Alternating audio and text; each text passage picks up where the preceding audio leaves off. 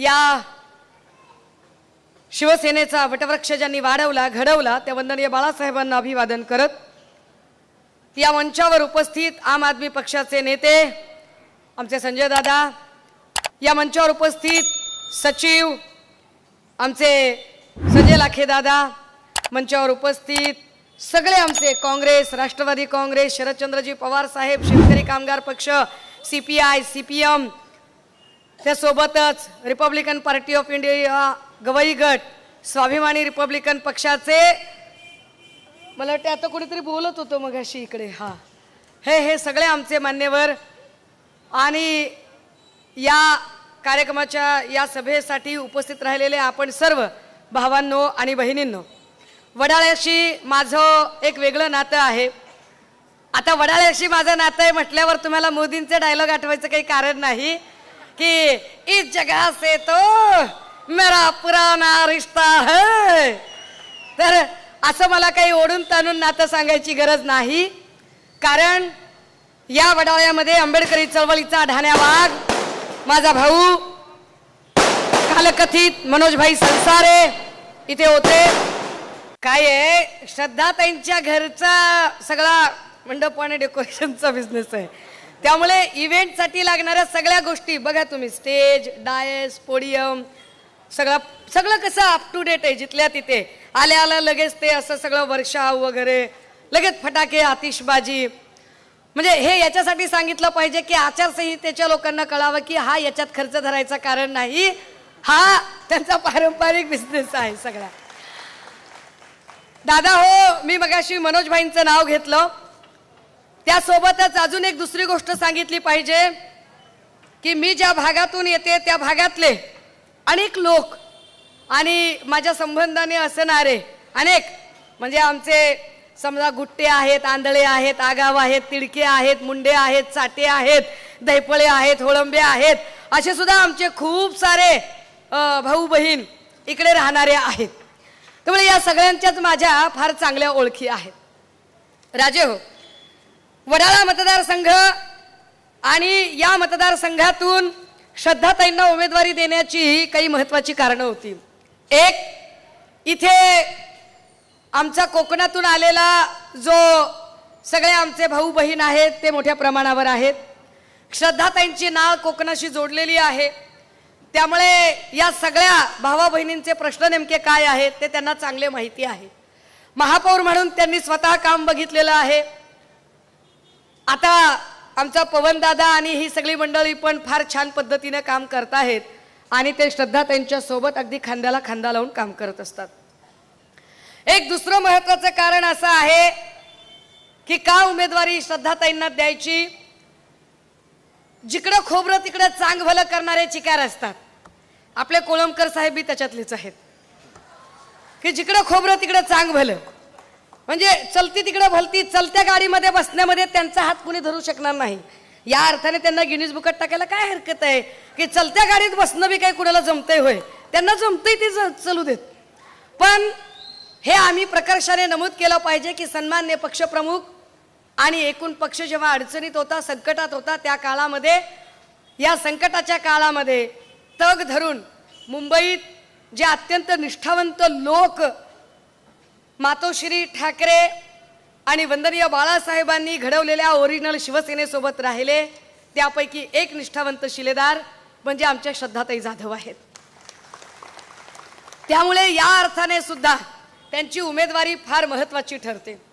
हा सगळा परिसर कामगारांचा परिसर आहे, हा सगळा परिसर कष्टकऱ्यांचा परिसर आहे, हा सगळा परिसर चळवळीतल्या प्रामाणिक लढवय्या लोकांचा परिसर आहे. अशा सगळ्या परिसरामध्ये 7-8 वेळा एखादा माणूस का निवडून येतो, मला कधी कधी प्रश्न पडतो की आपण असं का करत असू बरं, काय नेमकं गमक असेल. कारण जेवढ्या वेळा विचारते तेवढ्या वेळा लोक सांगताहेत की ताई इथे रिडेव्हलपमेंटचा प्रश्न सुटलेलाच नाहीये, इथला रिडेव्हलपमेंटचा प्रश्न ॲज इट इज आहे, इथला SRAचा प्रश्न ॲज इट इज आहे. इथे रिडेव्हलपमेंट आणि SRA आणि या सगळ्या संबंधाने जर विचार करायचं ठरवलं तर विद्यमान आमदार इथल्या बिल्डरशीच मांडवली करायला कमी करत नाहीत. टक्केवारीचं राजकारण तर अमाप आहे. अशा सगळ्या प्रॉब्लेम्समुळे इथला विकास अडलेला आहे आणि त्याच्यासाठी म्हणून आता एक नवा फेरबदल करण्याची गरज आहे। हा नवा फेरबदल या वेळेला खात्रीने होऊ शकतो असं मला नक्की वाटतं, कारण एक माणूस एका माणसाला एक वेळा मूर्खात काढू शकेल, एक माणूस अनेक लोकांना एक वेळा मूर्खात काढू शकेल, पण एक माणूस त्याच माणसांना पुन्हा पुन्हा मूर्खात काढू शकत नाही। कोळंबकरांनी एकदा वेड्यात काढलं, दुसऱ्यांदा दुसऱ्या समूहाला वेड्यात काढलं, पण आता ते या वेळेला आपल्याला वेड्यात काढू शकणार नाही। या वेळेला मात्र निश्चितपणे वडाळ्याचे लोक या सगळ्या गोष्टींचा विचार करतील की 5-7 वेळा आपण एकाच माणसावर किती विश्वास ठेवतो बरं, किती आंधळ्यासारखा विश्वास टाकावा की तोच माणूस काँग्रेसकडे जातो, तोच माणूस सेनेकडे, तोच माणूस भाजपकडे। आणि म्हणजे आमच्या गावाकडे एक फार चांगली म्हण आहे बरं का, मला गावाकडच्या भाषेत बोलल्यावर जरा भारी वाटते, जरा मोकळं चाकलं वाटते। आमच्या गावाकडे म्हण काय माहितीये का, आवसबाई तुझ्याकडं पुनवबाई माझ्याकडं जोगवा माग चौकड। अशा लोकांच्या सोबत किती दिवस राहायचं, औसला एकीकडे जायचं, पुनवला दुसरीकडे जायचं आणि जमल तसा जोगवा मागायचा। अशा लोकांच्या सोबत राहायचं का नाही राहायचं का? त्याच वेळेला काहीही असो, सत्ता असो की नसो, पावर असो की नसो, ऊन असो की पाऊस असो, सुख असो की दुःख असो, संकट असो की यश असो, काहीही असलं तरी निष्ठा सोडायची नाही, प्रामाणिकपणे एका ठिकाणी राहायचं, अशा लोकांच्या सोबत राहायचं हे आपण ठरवावं लागेल। आणि त्याचं कारण काय आहे राजेओ, तर गेली 2 वर्ष कोरोनाच्या काळात ज्या पक्षप्रमुखांनी आमची काळजी घेतली, गेल्या 2 वर्षाच्या काळामध्ये ज्यांना कोरोनाचा काळ नेमका मिळाला आणि त्या कोरोनाच्या काळात आपल्या कुटुंबातला आपला बाप भाऊ म्हणून ज्यांनी काळजी घेतली। केंद्रामध्ये सरकार भाजपचं आहे, तरी सुद्धा केंद्रातलं भाजप सरकार, भारत सरकार हे मान्य करतं की कोरोनाच्या काळात भारतात जर सगळ्यात चांगलं काम कुणाचं झालं असेल तर ते महाराष्ट्रात उद्धव ठाकरे यांच्या काळात झालेलं काम आहे। कोरोनाच्या काळामध्ये भारतातला सगळ्यात मोठा सर्वाधिक लोकसंख्येच्या घनतेचा प्रदेश हा धारावीचा प्रदेश, पण सर्वाधिक चांगला जो कोरोनाचा यशस्वी पॅटर्न राबवला गेला तो धारावीत राबवला गेला, जस्ट बिकॉज ऑफ उद्धव साहेब। का गरजेची आहे ही निवडणूक, का गरजेचा आहे हा विजय, का गरजेचा आहे कोळंबकरांचा पराभव, तर त्या पराभवाची कारण मी फार स्थानिक पातळीवर जाणार नाही। मला जरा आपलं ध्येय थोडं मोठं ठेवायला आवडतंय आणि त्यामुळे त्या मोठ्या ध्येयाकडे आपल्याला नेऊ इच्छिते की कोरोनाच्या काळामध्ये 2 वर्ष ज्या पक्षप्रमुखांनी काम केलं त्या 2 वर्षानंतर पुढच्या 5-6 महिन्यात त्यांना जो आजार जडला, मणक्याच्या विकाराने ते इतके त्रस्त झाले की शरीराचा एकही भाग हालत नव्हता। उद्धव साहेब मृत्यूशय्येवर होते, उद्धव साहेब मृत्यूशी झुंज देत होते। आदरणीय रश्मी वहिनींच्या डोळ्यात चिंतेचं काहूर होतं। आदरणीय रश्मी वहिनी इतक्या चिंताग्रस्त की हा राजपाट, हे मुख्यमंत्री पद, हे राजकारण, हे सत्ताधारी, हे विरोधक या सगळ्यांशी त्या माऊलीला काहीच घेणं देणं नाही। फक्त आपला नवरा, आपलं सौभाग्य, आपलं कुंकू अडचणीत आहे, आपलं सौभाग्य मृत्यूशय्येवर आहे आणि ते सुखरूप परत आले पाहिजेत, एवढीच त्या माऊलीची अपेक्षा। आपल्या 2 लेकरांच्या संगतीनं आपला नवरा आपल्या सोबत असला पाहिजे इतकी माफक अपेक्षा। पण त्याच वेळेला मुख्यमंत्री पदाचा कारभार कुणी करायचा, साहेबांवर एवढी अवघड शस्त्रक्रिया होणार आहे, करायचं काय? आणि उद्धव साहेबांच्या कुटुंबातले आदित्य दादा यांनी सगळ्या आमदारांची बैठक बोलावली, एक गटनेता ठरवायचं ठरवलं आणि निर्णय घेतला कुणाला गटनेता करायचं। गटनेता केलं एकनाथ शिंदेंना, जे एकनाथ शिंदे कधी काळी शाखा प्रमुख म्हणून आले होते, शाखा प्रमुखाचे गटप्रमुख झाले, विभाग प्रमुख झाले, नगरसेवक झाले, महापौर झाले, आमदार झाले, पुढे मंत्री झाले, नगर विकास मंत्री झाले। हे का सांगावं लागतंय त्याचं कारण आहे। एकनाथ शिंदे 5 दिवसांपूर्वी एका भाषणात असं म्हणाले की उद्धव ठाकरेंनी मला फार हलक्यात घेतलं म्हणून मी त्यांचं सरकार पाडलं। बरोबर आहे त्यांचं, एकनाथ शिंदेंचं 1,00,000% बरोबर आहे की उद्धव ठाकरेंनी त्यांना हलक्यात घेतलं, फारच हलक्यात घेतलं। एकनाथ शिंदे सारखा माणूस एवढा पाताळ यंत्री निघेल असं वाटलंच नाही उद्धव साहेबांना। एकनाथ शिंदे सारखा माणूस एवढा विश्वासघातकी निघेल, असा पाठीत खंजीर खुपसणारा निघेल असं वाटलंच नाही त्यांना। त्यांना वाटलं आपल्या सोबतचा शिवसैनिक आहे. हे जर पोटात पाप असतं ना, उद्धव साहेबांच्या पोटात पाप असतं आणि जे लोक त्यांच्यावर घराणेशाहीचे आरोप करतात ती घराणेशाही जर डोक्यात असती तर उद्धव साहेबांनी ते सगळे इन्चार्ज म्हणून आदित्यदादाकडे कारभार दिला असता. पण तो कारभार आदित्यदादाकडे देण्याच्या ऐवजी तो कारभार दिला एकनाथ शिंदेकडे. पण पुन्हा गावाकडची म्हण आठवते राजे हो, कावळ्याच्या हाती दिला कारभार आणि त्यांना हागून भरवला दरबार. कारभार दिला एकनाथ शिंदेकडे. कशासाठी दिला होता? नेता आपला नेता मृत्यूशय्येवर आहे आणि त्या मृत्यूशय्येवर असणाऱ्या नेत्याच्या पश्चात अत्यंत इमानईद्वारे या राज्याचा कारभार तुम्हाला त्याला प्रमाण मानून स्वामीनिष्ठा प्रमाण मानून करायचा होता. पण केलं काय एकनाथ शिंदेंनी? उद्धव साहेबांनी ज्या माणसावर विश्वास टाकला हलक्यात घेतलं, खरंच हलक्यात घेतलं. त्या माणसाने उद्धव साहेब मृत्यूशय्येवर असताना भाजपशी मांडवली करत गद्दारी केली. जे लोक म्हणतात की आम्ही बंड उठाव, अरे तुम्ही जर बंड आणि उठाव करायचा असता तर 40 जण बाजूला गेले असते आणि इथंच पत्रकार परिषद घेतली असती. 40 लोक तुम्हाला तोंड लपवून रात्रीच्या अंधारात वाया सुरत गुवाहाटी जावं लागलं. तुम्ही तोंड लपवून गेलात याचा अर्थ तुमच्या पोटात पाप होतं. तुम्ही तोंड लपवून गेलात याचा अर्थ तुम्ही कपटी होतात, तुम्ही कारस्थानी होतात.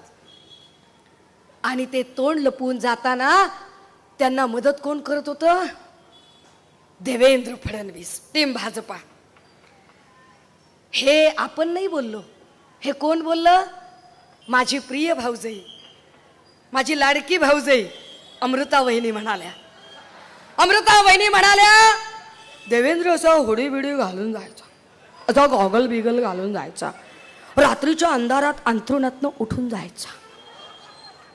मी म्हणायची देवेंद्र असा तू कुठे जातोयस?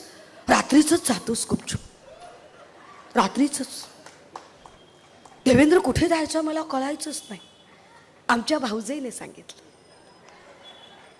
राजे हो, रात्रीच्या अंधारात कोण जातं? रात्रीच्या अंधारात हा राजकीय व्याभिचार करणारी 2 माणसं इथं होती. एक होते एकनाथ शिंदे आणि दुसरे होते देवेंद्र फडणवीस. का इथे सत्ता बदल करायचा आणि का मशाल पेटवायची?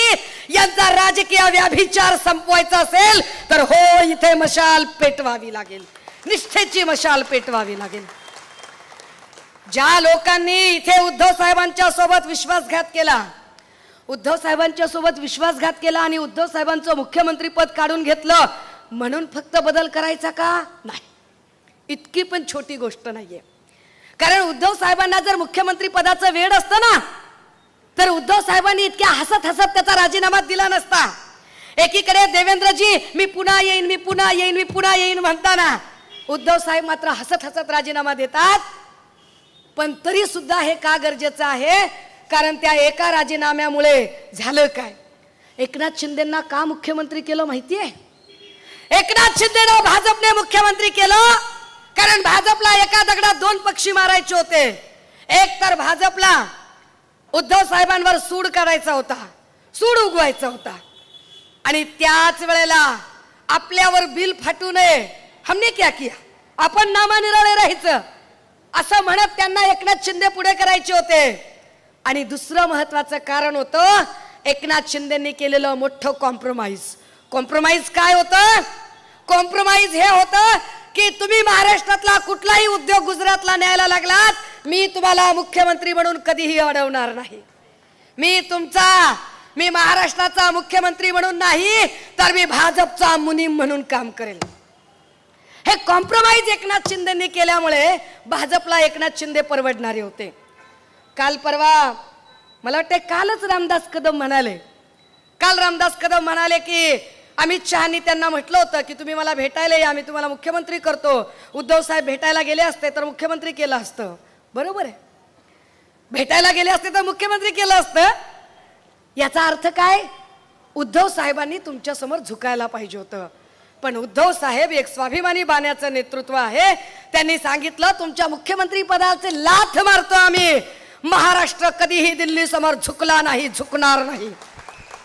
आमच्यासाठी आमचा स्वाभिमान महत्वाचा आहे. आमच्यामधला स्वाभिमान हा विश्वरत्न डॉक्टर बाबासाहेब आंबेडकरांनी, छत्रपती शिवाजी महाराजांनी, राजर्षी शाहू महाराजांनी, क्रांतिबा ज्योतिबा फुल्यांनी आमच्यामध्ये तो स्वाभिमान भरलेला आहे. तो स्वाभिमान आम्ही असा कुणाच्याही पायी टाकणारे लोक नाही आहोत. राजे हो, एक एक उद्योग गुजरातला गेला. आमची सगळी लेकरं इथून बेरोजगार करण्याचा डाव सुरू झाला. हे सगळं थांबवण्यासाठी गरजेचं आहे हे सरकार बदलणं. आणि अगदी त्याच वेळेला आमच्यामध्ये कधी नव्हे एवढी, महाराष्ट्रात कधी नव्हे एवढी राजकीय संस्कृती रसातळाला चालली आहे. याच्या आधी कधीही कुणी इतकी गलिच्छ भाषा वापरत नव्हतं. पाशा पटेल कर्जत जामखेडच्या सभेत काय बोलले तुमच्यापर्यंत पोहोचलं असेल. भाजपच्या रामचंद्रांच्या प्रचार सभेमध्ये भाजपच्या आमदार पाशा पटेलांनी काय भाषा वापरली ती भाषा तुम्ही ऐकली असेल.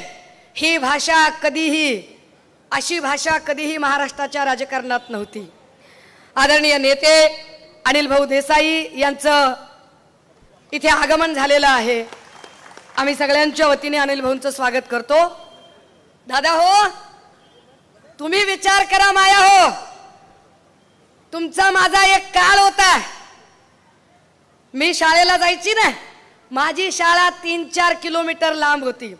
4 किलोमीटर लांबीवर शाळेला जाताना माझी आई गल्लीतल्या पोरांना सांगायची, अय पोर हो, शाळेतून येता येता माझ्या लेकराला पण घेऊन या रे. आणि ती सगळी गल्लीतली जी पोरं आहेत ती आम्हाला सुरक्षितपणे घरी न्यायची सुद्धा. आता काय परिस्थिती आली, आता आपलं लेकरू पायी शाळेत जात नाही. आता परिस्थिती अशी आहे की लेकरासाठी स्कूल रिक्षा किंवा स्कूल बस करावी लागते.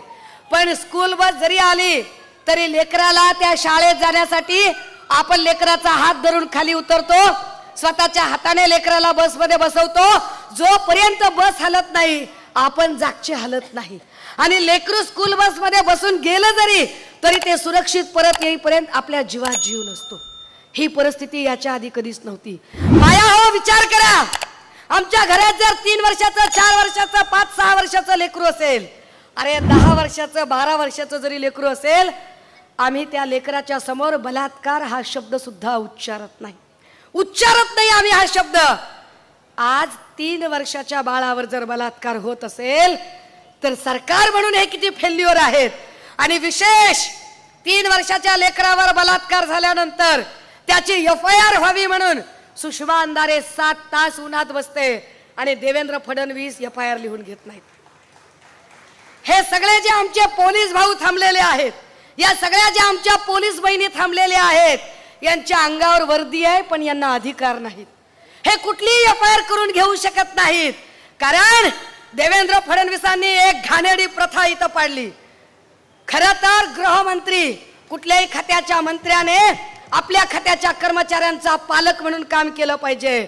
पण गृह खातं सांभाळणाऱ्या देवेंद्र फडणवीसांनी पोलिसांचं पालकत्व स्वीकारलं नाही. या पोलिसांना कुठले अधिकारच ठेवले नाही. प्रत्येक पक्षाच्या जेवढे सत्ताधारी पक्षाचे आमदार आहेत त्या आमदारांनी एकच काम केलं, आपल्या आपल्या मर्जीतला PI आपल्या पोलीस स्टेशनला आणून ठेवायचा आणि मर्जीतल्या PI ने ठरवायचं कुणाची FIR घ्यायची कुणाची FIR घ्यायची नाही. सत्ताधाऱ्याचा माणूस असेल कितीही बेकायदेशीर वागला FIR करायची नाही. विरोधकांचा असला लगेच 353, लगेच 354, लगेच 323, लगेच 324, 383, 384. काय कसा पोलिसांचा धाक राहील. अरे कधी काळी पोलीस स्टेशन समोरून आपली ट्रिप्सी जायची हिंमत नव्हती. त्या पोलिसांचा काय धाक राहिलाय आज घडीला की पोलीस स्टेशन मध्ये लोक गोळीबार करायला लागले, फेसबुक लाईव्ह करून लोक ठोकायला लागले. बाबा सिद्दकी सारख्या माणसाला वाय दर्जाची सुरक्षा असताना गजबजलेल्या ठिकाणी गोळ्या घालून मारलं जातं. कुठे लॉ अँड ऑर्डर, कुठे गेली कायदा सुव्यवस्था या राज्यातली. इतकी वाईट परिस्थिती कधी आली नव्हती. ती वाईट परिस्थिती बदलण्यासाठी म्हणून महाविकास आघाडीचं सरकार येणं गरजेचं आहे आणि म्हणून या मतदारसंघातनं मशाल पेटणं गरजेचं आहे. काय मशाल पेटवायची आहे? इथल्या बेरोजगारांचा रोजगार जो पळवला गेला तो रोजगार परत मिळवण्यासाठी, पुन्हा एकदा इथे उद्योगधंद्यांना चालना देण्यासाठी म्हणून इथे महाविकास आघाडीचं सरकार गरजेचं आहे. कारण या सगळ्या गोष्टींचा खानाखराबा जर कुणी केला असेल तर त्याचे सूत्रधार आहेत देवेंद्र फडणवीस आणि एकनाथ शिंदे. तुम्ही म्हणाल ताई तुम्ही कोळंबकरवर बोलत नाही आणि तुम्ही फडणवीसांना का बरं बोलताय? आपणा स्टाईल आहे, आपणा स्टाईल आहे. आपण प्यादे धरतच नाही, आपण वजीर हाणतो. फक्त वजीर हाणला की गेम आउट. महाराष्ट्रातलं जे कपट कारस्थानाचं राजकारण झालं, या कपट कारस्थानाच्या राजकारणामध्ये सगळ्यात कपटी राजकारण जर कुणी केलं तर ते देवेंद्र फडणवीसांनी केलं. काल देवेंद्र फडणवीसांनी रवींद्र वायकरांवर एक मेहरबानी केली, क्लीन चिट दिली आहे त्यांना. एक अशी केस दाखवा, तो मुलुंडचा व्हिडिओ स्पेशालिस्ट HD व्हिडिओ ज्याचे बाहेर आले, तो HD video specialist Kirit Somaiya, त्याने ज्याच्या ज्याच्यावर आरोप केले आणि आरोप केल्यानंतर जे जे लोक गद्दार गँग सोबत आणि भाजप सोबत गेले त्यातल्या कुणाला तरी शिक्षा झाली का? सगळ्यांना क्लीन चिट मिळाल्या. याचा अर्थ असा आहे की देवेंद्र फडणवीस, किरीट सोमय्या ही सगळी गँग ब्लॅकमेलर गँग आहे. हे ब्लॅकमेल करतात लोकांना, वेगवेगळ्या केसेसची भीती दाखवतात, ब्लॅकमेल करतात, कारण यांना नेते घडवता येत नाहीत. आपण म्हणू शकतो पवार साहेबांना चाणक्य, पवार साहेबांनी नेते घडवले हो. हे दिलीप वळसे पाटील असतील, हसन मुश्रीफ असतील किंवा पवार साहेबांकडे असणारे अनेक लोक, प्रफुल्ल पटेल असतील, अजित पवार असतील, या सगळ्या लोकांना पवार साहेबांनी घडवलं. वंदनीय बाळासाहेबांनी नेते घडवले. अनंतराव अडसूळ असतील, छगन भुजबळ असतील, नारायण राणे असतील, अगदी सध्या आपल्यावर टीका करण्याचं कॉन्ट्रॅक्ट घेतलेले राज ठाकरे असतील. हा कॉन्ट्रॅक्ट आहे त्यांना, घ्या 200 जय माणसे, जोरात चाललाय कार्यक्रम. हे सगळे लोक घडवलं कुणी? वंदनीय बाळासाहेबांनी. देवेंद्र फडणवीसांनी माणसं घडवली नाही, देवेंद्र फडणवीसांनी माणसं चोरली, देवेंद्र फडणवीसांनी माणसं पळवली. भाजपा म्हणजे आज घडीला भाड्याने जमवलेली पार्टी आहे. हा कोळंबकर मूळ भाजपाई आहे का? नाही, अजिबात नाही. मी म्हणलं ना, खोबरं तिकडं चांगवलं, कसली निष्ठन काय? अहो मला सांगा, जो पक्ष त्या माणसाला आमदार करतो, वार्षिक एवढ्याला करोडोचा निधी मिळण्याची ताकद देतो, तो माणूस त्या पक्षासोबत इमानदारी करत नाही, तर तुम्ही एक मत दिल्यावर तुमच्याशी इमानदारी करेल होय? हे तुम्ही ठरवायचंय चुना लावून घ्यायचा का नाही. कारण आता मी सांगून थकले, 5-7 वेळा तेच रडगाणं म्हणल्यावर काय करायचं? मावशी अक्का विचार करा पक्का, आमक्यावर महाराज शिक्का, ते रोजच लावतोय थुका. अरे किती दिवस त्यांनी थुके लावायचे, आपण शिके मारायचे, हे बंद झालं पाहिजे राजू. आता हे सगळं नाटक बंद झालं पाहिजे. आता मशाल पेटवायची गरज आहे, आता मशाल पेटवायची गरज आहे. आणि हे लक्षात घ्या, हे लक्षात घ्या, ते जे नाटक चाललंय ना यांचं, काय कटेंगे, काय नसतंय, काय कटत नसतंय, बटत नसतंय, फटत काय नसतंय. अरे आमच्या इथं तिकडे आमच्या विदर्भातल्या, आमच्या मराठवाड्यातल्या आमच्या सोयाबीनला भाव द्या, कापसाला भाव द्या, शेतमालाला भाव द्या, आमच्या लेकी बाळी सुरक्षित ठेवा, बेरोजगारांना रोजगार द्या, महागाई कमी करा, संपला की विषय. पण ह्याच्यावर त्यांना बोलताच येत नाही, ह्याच्यावर एक शब्द बोलू शकत नाहीत. ते फक्त जाती आणि धार्मिक विद्वेष पसरवू शकतात, कारण त्यांचं राजकारण फक्त आणि फक्त जात आणि धर्मावर आधारित आहे. राजे हो, मी फार काही बोलणार नाही, फक्त एक शेवटचा मुद्दा सांगणार आणि थांबणार आहे. लक्षात घ्या, आपण असं म्हणतो एखादा माणूस जर त्याच्या अंत्यसंस्कार झाले तर काय म्हणतो? अमक्याचा देह पंचतत्वात विलीन झाला. माणसाचा देह हिंदू धर्मशास्त्रानुसार पंचमहाभूतांनी बनतो. हे पंचमहाभूत काय असतं? या पंचमहाभूतामध्ये अग्नी आहे, वायू आहे, आकाश आहे, आप आहे, जल आहे. अग्नी, वायू, आकाश, आप, जल या सगळ्या पंचमहाभूतांनी देह बनतो. या पंचमहाभूतांमध्ये धर्मवाद, जातीवाद आहे का? या उगवतीच्या सूर्याचा रंग भगवा असतो, तो स्वतःला कधीही हिंदू समजत नाही. ही सगळी सृष्टी पावसाळ्यामध्ये हिरवीगार होते, ती स्वतःला कधी मुसलमान समजत नाही. या संपूर्ण आकाशाचा आणि या अथांग सागराचा रंग निळा आहे, ते स्वतःला बौद्ध समजत नाही. अरे अगर बनाने वाले ने कुछ नहीं किया, तुमच्या माझ्यासारख्या 100 कोट किड्यांनी काय बाळगायचं? ते हे कुणी आणलं नाटक? त्यांचा प्रॉब्लेम काय माहितीये का? 2 जून 2022ला गद्दारी करून जे मुख्यमंत्री झाले त्यांना 22च्या 6 महिन्यात जी बहीण आठवली नव्हती, 2023च्या 12 महिन्यात जी बहीण आठवली नव्हती, 2024च्या 5 महिन्यात जी बहीण आठवली नव्हती, त्या बहिणीनं लोकसभेत इंगा दाखवला. मग त्यांना वाटलं की नाही नाही आता बहीण बहीण बहीण केलं पाहिजे. पण तुम्हाला सांगते मी आज 21व्या जिल्ह्यात आहे. गडचिरोली, आरमोरी, गोंदिया, चंद्रपूर, भंडारा, नागपूर, यवतमाळ, हिंगणघाट, अमरावती इथपासून ते वाशिम, अकोला, हिंगोली, परभणी, बीड, लातूर, धाराशिव, जालना, संभाजीनगर, नगर, नाशिक, धुळे, जळगाव, नंदुरबार, इकडे कोल्हापूर, मिरज, सांगली, सातारा, सिंधुदुर्ग, रत्नागिरी एवढे सगळे जिल्हे फिरून आल्यावर तुम्हाला खात्रीने सांगते अख्ख्या राज्याचं वातावरण फिरलंय, लोकांचं ठरलंय महाविकास आघाडी सत्तेत येणार आहे.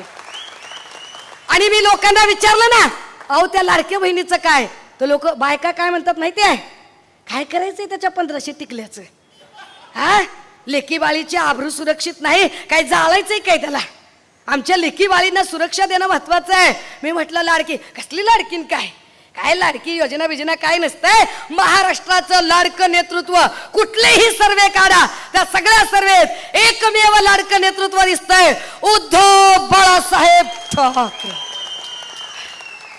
आणि म्हणून त्यांना कटेंगे बटेंगेवर यावं लागतंय, कारण त्यांना माहिती आहे की लाडकी बहीण चलत नाहीये. पण आपण ठरवून घ्यायचं काय, ना कटेंगे ना बटेंगे ना हटेंगे, हम डटेंगे, हम लढेंगे, हम जीतेंगे. चला माझ्यासोबत एकदा जोरात म्हणूया, ना कटेंगे ना बटेंगे ना डटेंगे, हम डटेंगे, हम लढेंगे, हम जीतेंगे. काय चिन्ह आहे, अय काय चिन्ह आहे, काय चिन्ह आहे, झालं किती नंबरला, अरे मला कशाला बोलवलंय मग, जर सगळं तुमचं ठरलंय तर मी काय सांगायचं मग.